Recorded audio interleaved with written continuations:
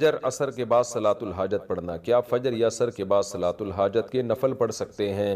فجر اور عصر کے بعد کسی قسم کی نفل نماز جائز نہیں ہے، اور یہ بھی سمجھ لیں صلاۃ الحاجت کے نام سے کوئی شریعت میں الگ سے نماز نہیں ہے۔ بس 2 رکعت آپ دعا مانگنے کے لیے پڑھیں کہ اللہ سے میں اپنی حاجت مانگوں گا، تو اس کو آج کل صلاۃ الحاجت کہہ دیا جاتا ہے، لیکن یہ کوئی الگ سے اسلام کی کوئی نماز نہیں ہے۔ تو باقی کوئی بھی نماز ہو، فجر اور عصر کے بعد نفل نماز اگر ہے تو وہ پڑھنا جائز نہیں ہے۔ صلاۃ التسبیح کی شرعی حیثیت، بہت سے لوگ کہتے ہیں کہ اسلام میں صلاۃ التسبیح کی کوئی حیثیت نہیں ہے، کیا یہ درست ہے؟ نمرہ بلال صاحبہ نے سوال۔ دیکھیں، صلاۃ التسبیح کے بارے میں جتنی احادیث ہیں کوئی ایک بھی صحیح حدیث نہیں ہے، پہلی بات تو یہ۔ دوسری بات یہ کہ فقہا کا اصول ہے کہ ضعیف حدیثیں جب کثرت سے ہوں تو وہ درجہ حسن تک پہنچ جاتی ہیں، یعنی قابل قبول ہو جاتی ہیں۔ اس بیس پہ اگرچہ صحیح حدیث ایک بھی نہیں ہے، لیکن کثرت سے حدیثیں ہیں، اگرچہ وہ ضعیف ہوں تو وہ مل کے ایک قوت مل جاتی ہے ان کو۔ اس بیس پہ جمہور علماء کا یہی مذہب ہے، یہی ان کا قول ہے، یہی ان کا فتویٰ ہے کہ صلاۃ التسبیح کو بالکل کالعدم قرار دے دینا یہ درست نہیں ہے۔ اس نماز کی ایک حیثیت ہے، یہ سنت عمل ہے، کیونکہ ضعیف روایتوں کی کثرت کی بیس پہ جو ہے وہ فتویٰ یہ دیا جائے گا کہ یہ نماز ثابت ہے، اور وہ فضیلت جو اس کی حدیث میں آتی ہے وہ فضیلت ثابت ہے۔ لیکن بعض علماء کا موقف یہ ہے کہ، اور میرا بھی رجحان انہی بعض علماء ہی کی طرف ہے، میں کوئی بہت بڑا عالم مفتی نہیں ہوں، لیکن ایک ٹوٹا پھوٹا سا رجحان اس طرف ہے میرا۔ وہ ابن تیمیہ رحمہ اللہ تعالیٰ نے جو بات کی ہے بڑی زبردست کی ہے، اور یہی بات ہمارے شیخ حضرت مفتی رشید احمد صاحب رحمہ اللہ بھی فرمایا کرتے تھے۔ حضرت نے تو ابن تیمیہ کی بات نقل نہیں کی، حضرت کی اپنی ذاتی رائے تھی مفتی رشید احمد صاحب کی، جو مفتی اعظم تھے، اور حضرت مفتی تقی عثمانی صاحب، حضرت مفتی رفیع عثمانی صاحب دامت برکاتہم العالیہ کے استاذ رہے ہیں 8 سال، بڑے علم میں مشہور تھے۔ ان کا بھی رجحان اس طرف تھا کہ وہ بھی صلاۃ التسبیح کو نہیں مانتے تھے۔ اس کی وجہ یہ تھی کہ وہ یہ کہتے تھے کہ ٹھیک ہے درجہ حسن تک روایتیں پہنچ رہی ہیں، مگر ان روایتوں سے جو نماز ثابت ہو رہی ہے نا، وہ ان مشہور متواتر روایتوں کے بالکل اپوزٹ ہے، یعنی ان کے خلاف ہے۔ امام ابو حنیفہ رحمہ اللہ تعالیٰ کا اور فقہ حنفی کا جو اصول ہے خاص طور پر مسائل کے استنباط کا، وہ یہ ہے کہ جو اگر کوئی متواتر یا قطعی چیز ہمارے سامنے آ جائے احادیث سے، اس کے مقابلے میں اگر صحیح حدیث بھی اس کے خلاف ہوگی تو اس قوی کو ترجیح دی جائے گی۔ جیسے قرآن ایک متواتر ہے، اب قرآن سے اگر کوئی حکم ثابت ہو رہا ہے تو اگر صحیح حدیث سے بھی یعنی حدیث اگر صحیح بھی ہو اور اس کے خلاف چلی جائے گی تو احناف پھر قرآن کو لیتے ہیں، حدیث کو اس میں تعویل کر لیتے ہیں، کیونکہ وہ قرآن قطعی ہے۔ تو اسی طرح بعض روایتیں کثرت سے ہوتی ہیں جن سے ایک حکم ثابت ہو رہا ہوتا ہے، ان کے اپوزٹ اگر ایک کوئی صحیح روایت بھی ہوتی ہے تو اس کو احناف اکثر رد کر دیتے ہیں یا اس میں تعویل کر لیتے ہیں کہ بھئی جو متواتر روایتوں سے جو چیز ثابت ہو رہی ہے وہ اس کے بالکل اگینسٹ ہے۔ تو صلاۃ التسبیح میں بڑا اشکال یہ ہوتا ہے کہ اس نماز کی جو کیفیت ہے اس میں بعض دفعہ ایسا عمل ہوتا ہے جس سے سجدہ سہو لازم آ رہا ہوتا ہے، یعنی عام نمازوں، مثال کے طور پر آپ جب یعنی سورہ فاتحہ کے بعد جب سورت شروع کرتے ہیں اور سورت ختم کرتے ہیں تو رکوع میں تاخیر سے جو صحیح حدیث سے ہمیں پتہ چلتا ہے، جو نبی کا معمول رہا ہے، وہ یہ کہ سورت ختم کرتے ہی آپ نے رکوع کیا ہے۔ تو اسی وجہ سے فقہا نے کہا ہے کہ اگر سورت ختم کرنے کے بعد آپ رکوع میں تاخیر کریں گے تو سجدہ سہو لازم ہو جائے گا۔ یہ کثیر صحیح حدیث سے یہ اصول نکالا ہے فقہا نے، جبکہ صلاۃ التسبیح اس کے اپوزٹ ہے۔ اس میں کیا ہوتا ہے کہ آپ تلاوت ختم کرنے کے بعد تسبیحات پڑھنا شروع کر دیتے ہیں، رکوع میں تاخیر لازم آ رہی ہو۔ تو صحیح احادیث سے جو بات بے غبار روایات اور کثرت روایات سے جو بات ثابت ہو رہی ہے وہ یہ ہوتی ہے کہ سورت ختم کرتے ہی رکوع کرنا واجب ہے۔ تو اس میں کیا ہو رہا ہے کہ رکوع کرنا واجب نہیں ہے، تو یہ اگینسٹ ہو رہی ہے نا ان صحیح احادیث کے۔ اس لیے بعض علماء کا موقف یہ ہے کہ اگرچہ ضعیف روایتیں ہیں، کثرت سے ہیں، درجہ حسن تک پہنچی ہوئی ہیں، مگر اس سے جو نماز کی کیفیت ثابت ہوتی ہے وہ متواتر جو روایتیں ہیں ان سے ثابت ہونے والی کیفیت کے خلاف ہے۔ تو جو قوی ترین چیز ہے اس کو لیا جائے اور اس کے جو اپوزٹ اس کے جاری ہے اس کو ترک کر دیا جائے۔ اس بیس پر مفتی رشید احمد صاحب رحمہ اللہ تعالیٰ کی رائے تھی، حالانکہ انہوں نے کئی سال صلاۃ التسبیح پابندی سے پڑھی ہے، مگر جب ان کا رجحان اس طرف ہوا، یہ تحقیق کی طرف ان کا دماغ گیا، تو انہوں نے صلاۃ التسبیح چھوڑ دی، مگر منع نہیں کرتے تھے دوسروں کو، اس لیے کہ جمہور بہرحال اس کے قائل ہیں۔ تو میں بھی کسی کو منع نہیں کرتا، جو ہے وہ جمہور اس کے قائل ہیں، اور فقہ حنفی میں بھی فتویٰ اسی پر ہے کہ صلاۃ التسبیح پڑھنی چاہیے۔ تو لیکن بعض علماء بہرحال اس طرف گئے، اور پھر میں نے بعد میں علامہ ابن تیمیہ رحمہ اللہ تعالیٰ کی تحقیق پڑھی، انہوں نے بھی یہ بات لکھی ہے کہ لم یثبت مثلہ بمثلہ، کہ جس قسم کی نماز ان روایتوں سے ثابت ہو رہی ہے صلاۃ التسبیح والی، تو اس جیسی نماز جو صحیح روایتوں کے بالکل اگینسٹ جا رہی ہے اس کے لیے بہت مضبوط دلیل ہونی چاہیے. تو یعنی اتنی کمزور دلیل سے وہ ثابت اس کو نہیں کیا جا سکتا، کیونکہ یہ صحیح روایتوں کے اگینسٹ جا رہی ہے. یعنی جو مفتی رشید احمد صاحب کہا کرتے تھے، تو ابن تیمیہ رحمہ اللہ کی رائے بھی میں نے دیکھی کہ وہ بھی بالکل اس کے مطابق ہے. لیکن بہرحال جمہور اس کے قائل ہیں. علامہ ناصر الدین البانی رحمہ اللہ تعالیٰ وہ صلاۃ التسبیح کے قائل ہیں، اور انہوں نے اس مسئلے میں عبداللہ ابن مبارک رحمہ اللہ کی تقلید کی، اور بالکل واضح لفظوں میں تقلید کی ہے. ان کی تحقیق جو میں نے پڑھی تو انہوں نے بتایا کہ اگرچہ ضعیف روایتیں، لیکن عبداللہ ابن مبارک رحمہ اللہ تعالیٰ جیسا محدث، وہ کہتے ہیں جب وہ پڑھا کرتے تھے تو پھر ہم اس کو سنتی سمجھتے ہیں. تو یعنی کیونکہ عبداللہ ابن مبارک بہت بڑے محدث تھے، فقیہ بھی تھے، تو انہوں نے کہا کہ عبداللہ بن مبارک نے چونکہ اس نماز کو افضل سنت قرار دیا اور ثابت قرار دیا ہے، تو اتنے بڑے محدث کی رائے کو میں فالو کر رہا ہوں. تو انہوں نے تقلید کا لفظ تو ذکر نہیں کیا، لیکن انہی کی تقلید میں، تقلید اسی کو کہتے ہیں کہ آپ کسی پر اعتماد کر کے کہ بھئی جب اتنا بڑا آدمی ایک چیز پہ فتویٰ دے رہا ہے تو میں بھی اس پر اعتماد کرتا ہوں. تو اگر کوئی تقلید کے طریقے پر اگر کوئی عبداللہ بن مبارک کو فالو کرے یا کسی دوسرے مجتہد کو، پھر تو ٹھیک ہے. لیکن اگر تحقیق کی دنیا میں جاتے ہیں تو پھر میرا رجحان اسی طرف ہے، کیونکہ امام حنیفہ سے صراحتاً اس بارے میں کچھ منقول نہیں ہے، امام مالک سے بھی صراحتاً اس بارے میں کچھ منقول نہیں ہے. یہ حضرات اس بارے میں خاموش ہیں. تو اگر ان سے منقول ہوتا تو بھی ہم کہتے ہیں کہ یہ اتنے بڑے لوگ ہیں، یقیناً ان کے سامنے کوئی مضبوط دلیل ہوگی، یا یہ اس حدیث کو یقیناً صحیح سمجھتے ہوں گے. کیونکہ مجتہد کا کسی حدیث پہ فتویٰ دے دینا یہ اس کی علامت ہے کہ اس کی نظر میں یہ حدیث بالکل صحیح ہے. تو وہ اگر یہ فیصلہ کر دیتے یہ حدیث صحیح ہے، تو پھر کیونکہ حدیث کا صحیح اور ضعیف کہنا بھی تو محققین کا کام ہے نا، یہ فیصلہ عام آدمی کے لیے آسان نہیں ہے. تو اس بیس پر میرا اپنا جو ذاتی رجحان ہے وہ یہی ہے کہ صلاۃ التسبیح کوئی پڑھ رہا ہے تو ٹھیک ہے، جمہور کے قول پر عمل کرے، دونوں طرف دلائل ہیں. لیکن میرا جو رجحان ہے کہ جب صحیح احادیث سے جو نمازیں ثابت ہیں وہ اتنی کثرت سے ہیں، جو بالکل بے غبار روایات ہیں اور ان میں اتنا ثواب ہے، تو بھائی جو کمزور چیز ہے اگر بہت وقت بچ جائے تو اس کی طرف آئیں اور صحیح حدیث کو فالو کریں، تو یہ میرا خیال ہے زیادہ اچھا ہے. لیکن بہرحال کوئی صلاۃ التسبیح پڑھتا ہے تو بدعت نہیں کہہ سکتے، کیونکہ بڑے بڑے علماء کا اس میں اختلاف ہے، اور جب اتنے بڑے فقہاء اور علماء کا اختلاف ہوتا ہے تو اس کی بیس پر کسی عمل کو بدعت بہرحال ہم نہیں کہہ سکتے، جبکہ روایتیں اس طرف موجود بھی ہیں. تو اس لیے آپ جس کی بات کو فالو کرنا چاہیں، جس عالم کے قول پر عمل کرنا چاہیں، آپ کو اختیار ہے. اس میں دونوں رائے ہیں. باقی صلاۃ التسبیح میں ایک اور میں بات آپ سے عرض کروں کہ دیکھیں، نماز تو جمہور کا مذہب تو یہی ہے، فقہ حنفی میں بھی فتویٰ اسی پر ہے کہ صلاۃ التسبیح پڑھنا سنت ہے، بڑے بڑے علماء اس کے قائل رہے ہیں، جس کی ڈیٹیل میں نے آپ کو بتائی. باقی بعض لوگوں کا ایک مزاج بھی ہوتا ہے، میرا ایک اپنا ایک جو مزاج ہے، میں کہتا ہوں یار ایسی چیز کو لو جو بالکل بے غبار ہو. کیونکہ رسول اللہ صلی اللہ علیہ وسلم جو تھے تہجد کی نماز روزانہ پابندی سے پڑھا کرتے تھے، جن کیفیات کے ساتھ، 2 رکعتیں کر کے بھی، کبھی 4 رکعتیں کر کے بھی، اس میں آپ سورہ فاتحہ پڑھتے، پھر سورت ملاتے، پھر رکوع کرتے. تو یہ کیفیت تھی. تحیات کے بعد درود شریف اور دعا پڑھ کے سلام پھیرتے. اور اسی طرح اشراق کی نماز آپ نے بتائی، اوابین کی نماز بتائی، یہ بالکل بے غبار روایات سے ثابت ہیں، ان میں کوئی اختلاف بھی نہیں ہے. تو بعض کا مزاج بھی ہوتا ہے، میرا مزاج یہ کہ بھائی ایسی چیز کو لے لو جو بالکل بے غبار ہو. لیکن بعض لوگ کہتے ہیں کہ بھائی اس میں چونکہ تسبیح کا عمل بہت زیادہ ہو رہا ہے اور بڑی لمبی نماز ہوتی ہے اور تسبیح سے ایک طرف دماغ لگتا ہے، اس بیس پہ کہتے ہیں کہ یہ پڑھنی چاہیے. تو اس میں ایک ذوق کا بھی اپنا دخل ہوتا ہے. تو دونوں رائے ہیں، اب جس رائے کو چاہے اچھا بھائی، یہ رمضان کا آخری جمعہ اور قضاء عمری، یہ بات صحیح ہے کہ جس شخص کی نماز قضا ہو اور معلوم نہیں کہ کتنی ہے تو وہ رمضان کے آخری جمعے کے دن 4 رکعت پڑھے، اس طرح کہ ہر رکعت میں سورہ فاتحہ کے بعد 7 دفعہ آیت الکرسی اور 15 دفعہ دوسری سورت پڑھے، تو اس کی 700 سالوں کی نمازوں کا بھی کفارہ ہو جائے گا. محمد ندیم کراچی سے. بالکل نہیں ہے، 100% غلط ہے یہ بات. اگر آپ کے ذمے نماز قضا ہیں تو جب تک آپ پڑھیں گے نہیں وہ آپ کے ذمے سے ساقط نہیں ہوں گی، ان کو قضا کرنا پڑے گا. اس لیے اچھے بچوں کی طرح قضاء عمری شروع کر دیں. قضا نمازیں کب اور کیسے پڑھیں؟ اگر ایک آدمی کی کئی دنوں کی نمازیں قضا ہو اور وہ دن بھول چکا ہو تو وہ ہر دن کی متعین نیت کیسے کرے گا؟ نیز وہ قضا نمازیں کن اوقات میں پڑھ سکتا ہے؟ یہ محمد صاحب نے کراچی سے پوچھا. یعنی ان کا خلاصہ یہ نکلا کہ قضا نمازوں میں تو ہمیں نہیں پتہ ہوتا، جو قضاء عمری خاص طور پر پڑھ رہے ہوتے ہیں کہ کون سے دن کی کون سی نماز ہے. تو یہ خوب اچھی طرح سے سمجھ لیں، یہ سوال بہت زیادہ پوچھا جاتا ہے. قضاء عمری کیسے ادا کی جائے، اس کی نیت کیسے کی جائے؟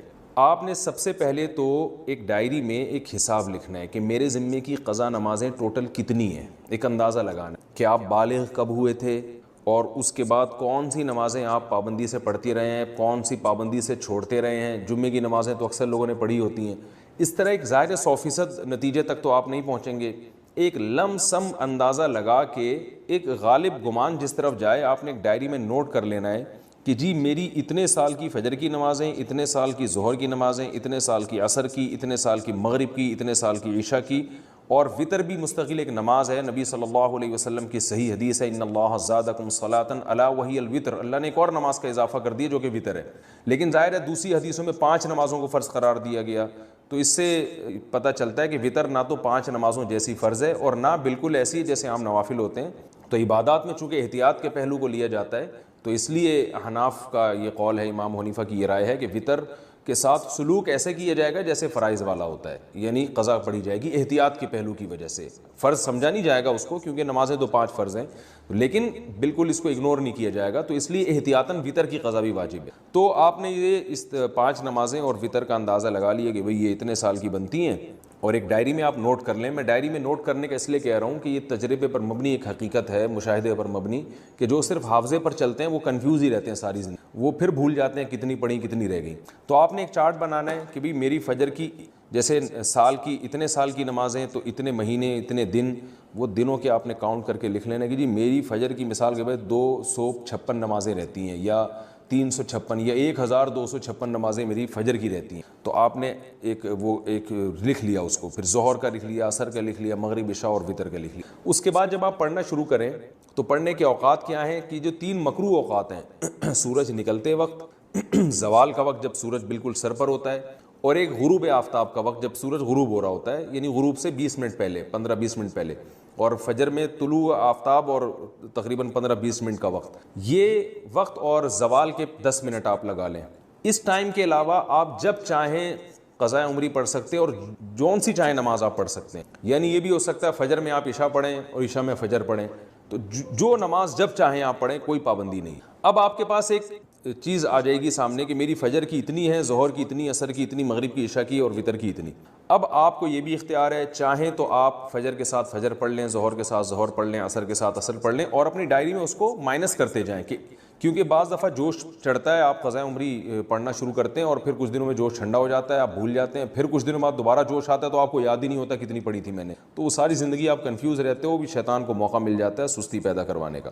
تو آپ نے کیا کیا بھائی, وہ مائنس کرتے رہے. اس طرح بھی پڑھ سکتے ہیں, 5 نمازوں کے ساتھ 5 پڑھ لیں اور وطر کے ساتھ وطر پڑھ لیں. یہ بھی کر سکتے ہیں کہ پہلے ساری فجر کی نمٹا دیں آپ, اور فجر کے ساتھ فجر کے ساتھ فجر, پھر ظہر کے ساتھ بھی فجر, پھر عصر کے ساتھ بھی فجر. یہ بھی کر سکتے ہیں. اور یہ بھی کر سکتے ہیں کہ آپ نے کوئی 1 گھنٹہ متعین کر لیا, بھائی اس میں نے صرف قضاء عمری ہی لوٹانی ہے, تو چاہے پہلے ساری فجر کی پڑھ لیں یا ساری ظہر کی. آپ یہ کہہ سکتے ہیں بھائی ظہر کی نماز لمبی ہے اور عصر کی اور عشاء کی لمبی, تو یہ والی پہلے نمٹا دوں, تو ظہر پہلے نمٹا دیں ساری. اور ترتیب سے بھی پڑھ سکتے ہیں, ہر طرح سے آپ کو اختیار ہے. بس آپ نے وہ جو ایک لکھی ہے نا تعداد, اس میں روز بروز کمی کرنی ہے آپ نے. اور علماء کہتے ہیں کہ جن کے ذمہ قضاء عمری ہے, کم از کم 1 دن کی نمازیں ان کے ذمہ لوٹانا لازم ہے. اور وہ بھی نہ کر سکیں, یعنی اس کے باوجود بھی قضا پوری نہ ہو سکے, تو پھر وصیت کرنی پڑے گی کہ میں روزانہ 1 دن کی نمازیں پڑھ رہا ہوں یا پڑھ رہی ہوں, لیکن اس کے باوجود میری نمازیں میری زندگی میں پوری نہیں ہو رہی, تو پھر آپ وصیت کر دیں, تو اللہ کی رحمت سے امید ہے کہ انشاءاللہ وہ معاف ہو جائیں گی. لیکن کم از کم 1 دن کی نمازیں آپ پڑھیں. اور ہمت والے لوگوں کو ہم نے دیکھا ہے کہ وہ بہت جلدی کئی سالوں کی نمازیں لوٹا لیتے ہیں. ہمارے ایک بزرگ تھے, ہمارے حضرت مفتی رشید احمد صاحب کے پاس آیا کرتے تھے. وہ 50 سال کی عمر میں اللہ نے ان کو توبہ کی توفیق دی, بالکل لائف چینج کر دی. تو انہوں نے 50 سال کی عمر میں قضاء عمری ساری پڑھائی ہیں, اور 1-2 سال میں انہوں نے کمپلیٹ کر دی. ہم جب بھی دیکھتے تھے وہ ہر نماز ہی پڑھ رہے ہوتے ہیں, بہت جلدی انہوں نے نمازیں کمپلیٹ کی, اور پھر 4 مہینے میں انہوں نے قرآن بھی حفظ کی. حالانکہ وہ آفیسر تھے گورنمنٹ میں, ان کی بڑی مصروفیات تھیں, لیکن ماشاءاللہ جب بعض لوگ توبہ کرتے ہیں تو بڑی خاندانی توبہ ہوتی ہے. اور اتنے نیک بننے کے باوجود بھی ان پہ اللہ کے خوف کا غلبہ رہتا تھا. ایک دن ہمارے حضرت کے پاس آئے اور کہنے لگے مجھ پہ بہت خوف ہے کہ پتہ نہیں میرا بنے گا کیا آخرت. تو حضرت ان کو بڑی امیدیں دلایا کرتے تھے, ہمارے حضرت نے ان کو اجازت بیعت بھی دی. تو ایسے لوگ بھی ہیں, لیکن بہرحال آخری درجہ یہ ہے کہ آپ 1 دن میں کم از کم 1 دن کی نمازیں ضرور لوٹائیں. اور یہ بات خوب یاد رکھیں، جو آج کل ایک نعرہ لگایا جا رہا ہے کہ کوئی قضا نہیں ہے، اس کی حدیث سے ثبوت پیش کرو قضاء عمری کا، تو یاد رکھیں رسول اللہ صلی اللہ علیہ وسلم کی نماز جب بھی قضا ہوئی ہے، چاہے جان کے کی ہو یا بھولے سے، جان کر تو جنگ میں ہوئی تھی، جہاد میں نماز کا طریقہ نہیں بتایا تھا کہ جنگ کی حالت میں کیسے نماز پڑھی جاتی ہے، تو اس وقت آپ کی غزوہ خندق میں کچھ نمازیں قضا ہوئیں تو وہ پہلے آپ نے پڑھی ہیں۔ تو یہ پوری امت کا اجماعی مسئلہ چلا آ رہا ہے، حتیٰ کہ ابن تیمیہ رحمہ اللہ تعالیٰ جو بعض مسائل میں اجماع امت سے انہوں نے اعراض کیا ہے، ان کا بھی یہی قول ہے کہ نمازوں کی قضا پڑھی جائے گی۔ تو یہ اب 15ویں صدی میں کچھ لوگوں نے یہ ایک شوشہ چھوڑا ہے کہ جو نمازیں قضا ہوئی ہیں وہ صرف توبہ سے معاف ہو جاتی ہیں، اور وہ کہتے ہیں اس پر کوئی حدیث نہیں ہے۔ تو بھائی حدیث جو دعویٰ کرتا ہے حدیث اس کے ذمے، نبی صلی اللہ علیہ وسلم نے فرمایا البینۃ علی المدعی والیمین علی من انکر، کہ دلیل اس کے ذمے جو دعویٰ کرتا ہے۔ نمازیں جب قضا ہوتی ہیں تو آپ یہ دعویٰ کر رہے ہیں کہ وہ قضا کیے بغیر صرف توبہ سے معاف ہو جائیں گی، تو آپ کے ذمے دلیل ہے۔ ہم تو حدیث میں جب بھی دیکھتے ہیں، جب بھی نماز قضا ہوئی ہے توبہ کافی نہیں سمجھی گئی ہے، اس کو قضا بھی کیا گیا ہے۔ تو نماز ہو یا روزہ ہو آپ کو قضا بہرحال کرنی پڑے گی۔ اس پر میں تفصیل سے کلپ ریکارڈ کروا چکا ہوں دلائل قضاء عمری کے، وہ میں دوبارہ ابھی اس کو ریپیٹ نہیں کروں گا۔ تو مسلمان کو چاہیے توبہ کرے اور جتنی نمازیں اس کے ذمہ باقی ہیں وہ جلد سے جلد ادا کرنے کی کوشش کرے۔ طریقہ میں نے آپ کو بتایا۔ ہاں نیت کیسے کریں گے؟ نیت آپ نے ایسے کرنی ہے کہ جب آپ فجر پڑھ رہے ہیں تو آپ یہ نیت کریں گے بھئی میرے ذمے جتنی فجر کی نمازیں ہیں ان میں سب سے پہلی نماز پڑھ رہا ہوں۔ جب دوبارہ فجر آپ پڑھیں گے تو بھی یہی نیت کہ میرے ذمے جتنی فجر کی نمازیں ہیں ان میں سب سے پہلی، کیونکہ جو پڑھ چکے ہیں وہ تو ذمے میں رہی نہیں ہے نا، تو اس لیے وہ خود بخود ساقط ہو گئی آپ کی نیت سے۔ تو ہر دفعہ ظہر میں بھی یہی نیت کہ میرے ذمے جتنی ظہر کی نمازیں ہیں میں ان میں سب سے پہلی نماز پڑھ رہا ہوں۔ تو جب دوبارہ ظہر پڑھیں گے تو بھی یہی نیت کہ میرے ذمے جتنی ظہر کی نمازیں باقی ہیں ان میں سب سے پہلی، جو پڑھ چکے ہیں وہ تو باقی نہیں رہی نا، تو وہ تو نیت میں آئیں گی نہیں۔ تو اس طرح ہر نماز میں یہی نیت کرتے چلے جائیں، اور نیت دل کے ارادے کا نام ہے، اور اس طرح سے آپ نمازیں پڑھ لیں تو اس طرح سے انشاءاللہ نمازیں ادا ہو جائیں۔ اسی بات لیلۃ القدر کے حوالے سے کر دوں، پھر ہم چلتے ہیں آگے۔ نبی صلی اللہ علیہ وسلم نے فرمایا کہ لیلۃ القدر میں یہ دعا زیادہ پڑھا کرو، اللہم انک عفو تحب العفو فاعف عنا۔ اے اللہ تو معافی کو پسند کرتا ہے، سراپا معافی ہے، بس تو ہمیں معاف کر دے۔ قرآن میں 2 جگہ اللہ نے لیلۃ القدر کی فضیلت بیان کی، ایک سورہ دخان میں اور ایک سورہ قدر میں۔ سورہ دخان میں کہا انا انزلناہ فی لیلۃ مبارکہ، ہم نے اس قرآن کو نازل کیا برکت والی رات میں، اور سورہ قدر میں ہے انا انزلناہ فی لیلۃ القدر، ہم نے قدر کی رات میں اس کو نازل کیا۔ اور دونوں جگہ قرآن میں ہے تنزل الملائکۃ والروح فیہا من کل امر باذن ربہم من کل امر، کہ فرشتے اس رات میں اللہ کے حکم کو لے کر نازل ہوتے ہیں۔ اور سورہ دخان میں کہا فیہا یفرق کل امر حکیم، ہر حکمت والے فیصلے اس رات میں کیے جاتے ہیں۔ تو یہ سب لیلۃ القدر کے بارے میں ہے، اس کو لوگ شب برات پر لے جاتے ہیں۔ اور قرآن میں ہے خیر من الف شہر، 1000 مہینے سے بہتر ہے۔ تو اس لیے لیلۃ القدر کو تلاش کرنا چاہیے، ہمیں متعین طور پر وہ بتائی نہیں گئی ہے، بتایا گیا تھا نبی صلی اللہ علیہ وسلم کو لیکن آپ کو بھلا دیا گیا۔ اس میں حکمتیں ہیں، مصلحتیں ہیں۔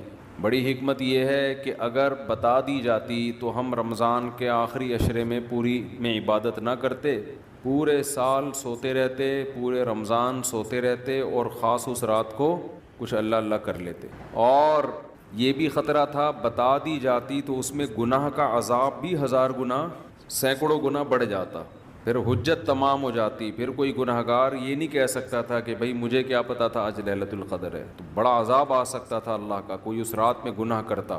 تو اس لیے اللہ کی حکمت نے اس بات کا تقاضا کیا کہ اس رات کو چھپا دیا جائے۔ اب امکانات ہیں، پہلی بات تو رمضان میں ہوگی، اتنی بات تو تقریباً یقینی ہے۔ دوسری بات رمضان کے آخری عشرے میں ہوگی، یہ بھی تقریباً یقینی ہے۔ اب آخری عشرے میں پھر ہمیں یقینی نہیں بتایا کون سی رات، یہ بتا دیا گیا کہ طاق راتوں میں، یعنی 21ویں رات، 23ویں رات، 25ویں، 27ویں اور 29ویں، ان راتوں میں امکان زیادہ ہے۔ اور بعض حضرات کے نزدیک 27ویں میں امکان اور بھی زیادہ ہے، بعض حضرات کا موقف ہے، لیکن یقینی بات نہیں ہے۔ تو طاق راتوں میں یعنی کوشش تو کریں رمضان کے آخری عشرے میں عبادت کریں، ورنہ کم سے کم آخری درجہ کیا ہے کہ رمضان کی طاق راتوں میں خود بھی نماز، تلاوت اور دعا میں دل لگائیں، اور اپنے گھر والوں کو بھی نمازوں اور تلاوت میں لگائیں، دعاؤں کو، بچوں کو بھی لگائیں، اٹھایا کریں رات کو جا کے کہ بیٹا اٹھو، تھوڑا اللہ اللہ کر لو، نماز پڑھ لو، کچھ اللہ سے دعائیں مانگ لو۔ دعا کو بہت فوکس کرنا چاہیے، آج کل دعاؤں کو چھوڑ دیا بالکل، حالانکہ سب سے بڑی عبادت ہی دعا ہے۔ دعا میں اللہ اور بندے کا جو کنیکشن ہوتا ہے نا، وہ نماز میں بھی نہیں بنتا، وہ تلاوت میں بھی نہیں بنتا، وہ جو تعلق بنتا ہے نا اللہ اور بندے کا دعا میں، وہ کسی عبادت میں نہیں بنتا۔ تلاوت کا مطلب تو یہ کہ اللہ آپ سے کیا کہہ رہا ہے وہ سن لیں آپ، اس میں تو یہ فائدہ ہوتا ہے، لیکن دعا میں تو آپ اللہ سے تعلق بڑھاتے ہیں نا، آپ اللہ سے مانگتے ہیں۔ تو اس لیے ان راتوں میں خوب گڑ گڑا کے لمبی لمبی دعائیں مانگنے کا معمول بنائیں۔ اعتکاف والے ساتھی بھی بیٹھ جائے کریں اکیلے میں، کہیں کچھ کر لیں، اللہ اللہ سب کچھ مانگ لیں، یہ سوچ کر کہ جو مانگیں گے اللہ ہمیں وہ دے گا۔ جب انسان مانگتا ہے نا پتہ نہیں ملے گا نہ ملے، تو پھر ملتا نہیں ہے۔ اللہ کہتا ہے جب تیرا میرے بارے میں یہ نظریہ ہے کہ میں دیتا ہی نہیں ہوں، تو پھر مانگتا رہے بیٹھ کے، میں نہیں دوں گا۔ اللہ میں استغنا بہت ہے، اللہ کا معاملہ یہ ہے کہ اللہ میں استغنا بہت ہے۔ اللہ کے سامنے جھکو گے تو وہ چھپڑ پھاڑ کے دے گا، تھوڑی سی بھی اکڑ دکھاؤ گے تو پھر اللہ کا کچھ نہیں بگاڑ سکتے، پھر خود ہی رلتے رہو گے، ساری زندگی برباد ہوتے رہو گے۔ جیسے نبی صلی اللہ علیہ وسلم نے ایک بوڑھے کو بخار میں دیکھا، فرمایا کہ طہور، یہ بخار تمہارے گناہوں کو معاف کرے گا، خیر برکت کا ذریعہ ہے۔ وہ بیچارہ کہیں غصے میں تھا، اس نے کہا یہ ایک بڈھے کو تنگ کرنے کے لیے آیا ہے۔ آپ نے فرمایا اب ایسا ہی ہوگا، یہ گناہوں کی معافی کا ذریعہ اب نہیں بنے گا۔ تو دعا میں مانگیں یہ سوچ کر کے یقینی طور پر اللہ میری دعا کو قبول کرے گا، اور بار بار مانگتے رہیں۔ مانگیں کیا، یہ بڑی پرابلم ہے، یہ بڑا مسلمان کے ساتھ مسئلہ ہے۔ بھائی بڑی بڑی چیزیں مانگیں اللہ تعالیٰ سے۔ سب سے بنیادی ضرورت ہماری کیا ہے؟ فَمَنْ زُحْزِحَ عَنِ النَّارِ وَأُدْخِلَ الْجَنَّةَ فَقَدْ فَازَ، جسے جہنم کی آگ سے بچا لیا گیا اور جنت میں داخل کر دیا گیا، وہ ہے اصل کامیاب۔ تو یہ مانگو اللہ تعالیٰ سے، اے اللہ مجھے جنت مانگنے کا مطلب پتہ ہے کیا ہوتا ہے؟ یہ نہیں ہوتا کہ میں انہی بدماشیوں میں رہوں لیکن آخرت میں مجھے معاف کر کے جنت میں داخل کر دینا، یہ قطعاً مطلب نہیں ہے۔ جنت مانگنے کا مطلب یہ ہے کہ اے اللہ وہ کاموں کی توفیق دے دے جن کی وجہ سے جنت ملتی ہے۔ یہ تو بہت کفر ہے ایک طرح کا کہ میں رہوں ایسے ہی، اور یہ تو گویا اللہ کی آیات کا مذاق اڑانے والی بات ہوگی۔ تو ہدایت مانگے، ہدایت، سیدھا راستہ، ایسا راستہ کہ جس پہ چل کے کیا ملتی ہے؟ جنت، اس راستے پہ چلا دے، یہ سب سے زیادہ مانگا کریں۔ اور جو دین کے کام میں لگے ہوئے ہیں، مبلغین ہیں، علماء ہیں، دینی مدرسے کے طلباء ہیں، وہ ایک اور دعا بہت زیادہ مانگا کریں، کیونکہ ان کو صرف جنت تھوڑی چاہیے، ان کو تو یہ چاہیے کہ ہمیں اللہ نے پیغمبروں کا وارث بنایا ہے، تو ہم سے اے اللہ تو دین کا کام بہت زیادہ لے لے، جو ہمارا مقصد ہے، ہمارا ہدف ہے۔ اگر ایک عالم کاروبار کامیاب کر کے چلا گیا تو یہ کون سا تیر مار لیا اس نے، یہ کوئی اس کا اصل کام تھوڑی تھا۔ ایک عالم شادی کر کے 4 شادیاں کی اور دھڑا دھڑ بچے پیدا کر کے دنیا سے چلا گیا، کام تو یہ بھی اچھا کیا اس نے، لیکن یہ اس کا اصل ہدف، یہ تو کوئی بھی کر سکتا ہے۔ یہ تو ابو ظہبی کے جو سابق بادشاہ تھے، ان کے میرے خیال ہے 100 کے قریب کہا جاتا ہے بیٹے تھے، ان دھڑا دھڑ شادیاں کی انہوں نے۔ وہ لوگ تو پھر طلاقیں دے دے کے بھی کرتے رہتے ہیں نا عرب بادشاہ، انہیں کوئی نہیں پوچھتا کہ طلاق دے بھی ہم آپ اور نہیں، یہ گھر کا شروع کر دینا، پٹو گے برے طریقے سے، اور ویسے بھی شریعت میں پسندیدہ کام نہیں ہے طلاق دینا۔ کہ عرب لوگوں کے پاس پیسہ بہت ہے، وہ بھائی ایک بیوی کو طلاق دی، یہ بھائی بنگلہ دے دیا، وہ خوش ہوتی ہے، چل بھائی بنگلہ ملا، پھر ایک اور شادی کی، تو ان کے ہو جاتے ہیں 100